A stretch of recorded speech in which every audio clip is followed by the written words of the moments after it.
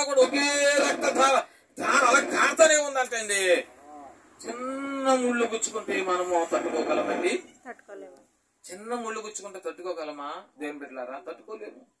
మరి యేసయ్య ఎలా భరించాడు మన కోసము? ఆయన ఎంత శ్రమ పడ్డాడండి యేసయ్య. లాంటి వారు ఎవరైనా ఈ లోకంలో ఉన్నారా? ఎవరు లేరండి. దేవునికి మహిమ కలుగును గాక, స్తోత్రం కలుగును గాక. ఎవరూ లేరండి.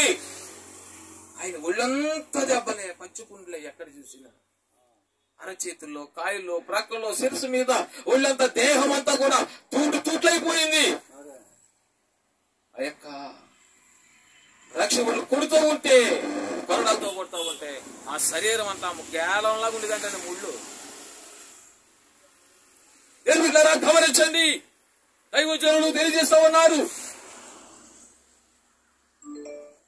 కాబట్టి మనము కూడా ఆయన రక్తాన్ని చూస్తూ, ఆయన చిలువని చూస్తూ ఈ 40 దినములు కూడా ఆయనలో మనము ఏకమవులాగా మనం ప్రార్థన చేసుకోవాలి. ఆత్మీయంగా ఎదిగేలాగా ప్రార్థన చేసుకోవాలి.